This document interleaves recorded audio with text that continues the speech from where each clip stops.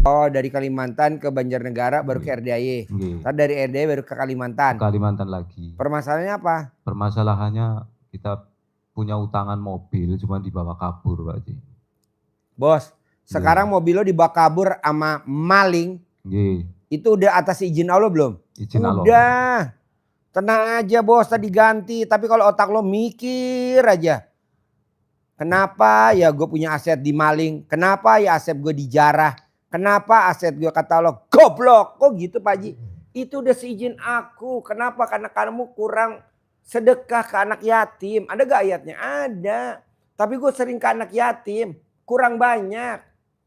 Gue udah ke anak yatim. Anak yatimnya enggak seperti Nabi Muhammad SAW, yatim kurung. Lo cari kalau nggak ada numpang wifi-nya RDIY. Jadi lo sedekahnya kurang banyak. Sedekahin. Siapa? Karena sedekah itu dalam waktu lapang maupun sempit. Jadi solusinya apa dong Pak Haji? Sedekah. Paksain. Kalau di RDIY maksain. Siap. Seperti tadi yang kita mau omong. Tadi apa? Ntar kita bahas di acara ini. Yang tadi ntar kita bahas di acara ini. Live. Lupa ya?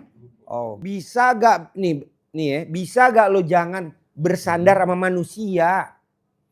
Kita nih suka datang ke orang. Doain gue dong. Kata Allah, ya Allah. Lo langsung aja ke gue, ngapain lewat mediator. Jadi lo langsung ke Allah. Anak yatim nanti ngaminin. Lo berdoanya ke Allah langsung. Tanpa lewat mediator. Lo jangan lewat gua, Pak Haji doain gua dong. Jangan. Lo langsung aja ke Allah. Nanti diaminin anak yatim. Makanya gua gak mau. Kadang gini, Pak Haji gua doain dong. Ngapain gua doain? Saudara bukan, teman bukan, tetangga bukan. Kayak gak ada kerjaan aja. Udah langsung aja ke Allah. Nanti anak yatim ngaminin. Nanti lo ke masjid numpang wifi-nya anak yatim. Numpang wifi-nya RDIY. Jadi lo berdoa. Makanya kalau gue tanya, Allah, kenapa tamu RDIY nggak pada dikabulin? Nggak mungkin. Kenapa? Karena dia datang ke seseorang. Oh nggak boleh Allah. Langsung aja ke gue. Masuk ke masjid, ijab langsung. Kalau datang ke RDIY ketemu gue, alhamdulillah. Kalau nggak ketemu, balik. Besok datang lagi. Nah kita di sini cuma ngobrol-ngobrol doang bos. Jangan kita berharap. Nah kita suka berharap. Oh nggak boleh. Nggak boleh, karena kan udah ada pepatah mengatakan orang yang berharap siap-siap kecewa. Lu nggak boleh berharap, tapi pasti cair, pasti punya, pasti milik, pasti bisa. Kalau yang laki-laki pasti ngaceng, pasti ngaceng, pasti ngaceng, pasti ngaceng gitu. Pak Haji, aku nggak mau ngaceng, maunya keras. Ya udah, pasti keras. Sambil ijab lo megang air keras. Jadi Bapak nggak boleh koleksi sifat 18. Ya, Bos. Apa? Ada pertanyaan? Yang sebelah nomor 2. Bos udah diajarin ya? Tadi ya, Ibu juga udah diajarin ya?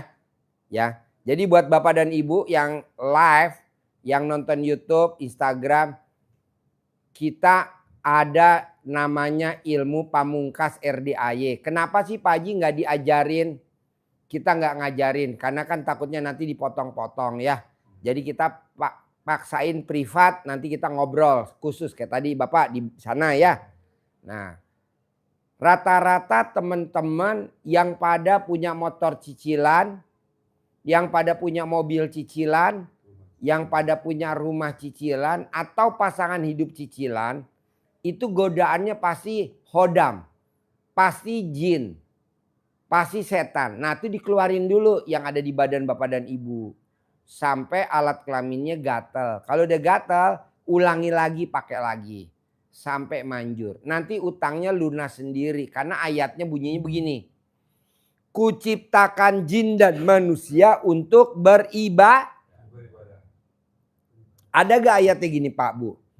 Kuciptakan jin dan manusia untuk nyicil utang. Ada gak kata-kata itu? Gak ada. Hah? Gak ada. Gak ada. Jadi ngapain utang dicicil? Pasti lunas. kuciptakan jin dan manusia untuk ibadah. Jadi Bapak dan Ibu isinya ibadah aja. Utang saya kan gede Pak Haji. 10 miliar, 20 miliar, 100 miliar. Ada ilmu pamungkasnya RD. Ada. Nggak mungkin nggak ada. Ada. Bapak tinggal paksain. Kedua. Orang yang di alat kelaminnya ada tai lalatnya. Apakah laki, apakah perempuan. Utangnya nggak akan lunas-lunas. Ada aja. Udah mau lunas, utang lagi. Gimana caranya? Bapak cari. Saya udah nyari gak ketemu Pak Haji. Sewa anjing pelacak K9. Nah, kedua, ketiga. Orang yang belum nikahin anak gak boleh bangun rumah. Kalau udah bangun rumah gak bakal utangnya lunas. Gak boleh. Orang yang belum nikahin anak gak boleh bedah rumah. Orang yang belum nikahin anak gak boleh bangun kuburan. Orang yang belum nikahin anak bangun kuburan nggak akan punya rumah. Nggak akan punya rumah. Kok gitu Pak Haji? Ada gak ilmu pamungkasnya? Ada lah. Ada gak tolak balenya? Ada. Pasti ada. Di RDI kan pakai ilmu karipan lokal. Oke? Jadi Bapak dan Ibu, kenapa utangnya belum lunas? Kenapa utangnya belum lunas? Kenapa utangnya belum lunas? Kenapa utangnya belum lunas? Kenapa utang belum lunas? Kenapa utang lunas? Jangan sekali-kali Bapak dan Ibu suka ngomong, aduh anugerah. Nggak boleh, ajarin sebentar. Ajarin sebentar. Dengerin Pak, Bu, dengerin. Bapak Ibu sekalian, kita sering ngucap seperti itu. Kalau rezeki kita sedang sempit, kita ngucapnya sedang diuji oleh Allah. Sehingga doanya apa? Ya Allah, beri kekuatan hamba untuk menghadapi ujianmu. Sehingga kita diberi ujian. Kekuatan. Kalau udah kuat terus diuji terus. Kayak Pak dosen, tanya Pak dosen itu. Iya, jadi mahasiswanya dikasih ujian terus. Naik tingkat, ujian lagi. Tapi itu untuk menaikkan. Tapi kita doanya apa? Dengan bersyukur. Syukurin saja. Tanya Pak dosen, mahasiswanya yang nurut, manut, walaupun tidak pinter-pinter amat, tapi tugasnya yang dikasih oleh Pak dosen dikerjakan dengan baik, benar atau salah, nilainya pasti tidak C. Iya Pak dosen? Iya, tapi kalau mahasiswanya sudah bangkang, bolosan, dikasih, walaupun pinter, itu kadang malah nilainya malah rendah. Tapi kalau kita sudah kasih tugas, kerjain. Tugas dia suruh presentasi walaupun masih ngomongnya masih pletotan. Tapi tetap ada nilai positif, nilai bagus. Jadi enggak usah mikir seperti itu. Nah, gimana caranya supaya kita itu dengan syukur Allah membukakan pintu rezeki kita dengan syukur. Maka Pak Haji ngajarinya doanya bukan minta kekuatan, tapi selalu dengan semuanya dengan syukur. Alhamdulillah, alhamdulillah, alhamdulillah, alhamdulillah. Terima kasih Allah.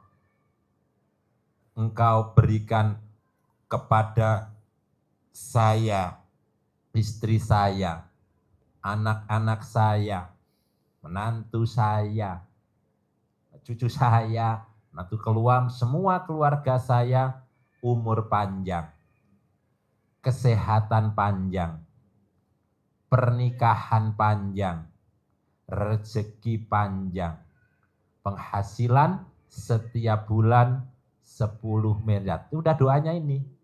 Satu keempatnya ini kan syukur.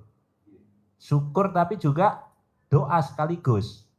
Bersyukur diberi umur panjang. Bersyukur diberi kesehatan panjang. Bersyukur diberi pernikahan panjang. Bersyukur diberi rezeki panjang. Dan ini juga syukur walaupun belum. Ini doanya. Doa dengan syukur, tapi bukan tidak harus dengan mengeluh, dengan merengek, rengek, menangis-nangis. Pak dosen kalau ada mahasiswa, enggak tahu kalau mahasiswa yang datang. Nangis-nangis pokoknya minta nilai bagus, kan nggak mungkin. Kerjain, otomatis kasih A. Kurang marem Pak dosen, A kok A doang, A plus. Iya Pak dosen. Iya. Bukan apes. Bukan apes. A plus. Nah kalau ini sudah dikasih C, min sekali. C, terlalu banyak C, tambahi min. C-nya di bawah, C kurang. Pengalaman nih. Gitu ya. Jadi habis kalian doanya jangan mengeluh dan jangan menyalahkan Allah.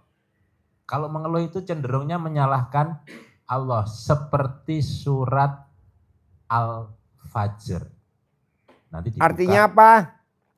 di surat Al-Fajr ayat yang ke-15, 16, 17. Yang ke-15 itu kan yang diberi kelonggaran. Maka ucapannya apa orang yang diberi rezekinya longgar oleh Allah? Bilangnya di ujung ayat itu, Rabbi akraman, Allah sedang memuliakanku. Dimuliakan oleh Allah, ada syaratnya untuk dimuliakan Allah. Tapi kalau tidak dimuliakan Allah, dia bilangnya sedang rezekinya sedang sempit. Bilangnya apa? Rabbi ahanan, Allah sedang menghinakanku. Allah sedang merendahkanku. Allah tidak sayang padaku. Sehingga doanya seperti tadi itu mohonnya. Apa kata Allah?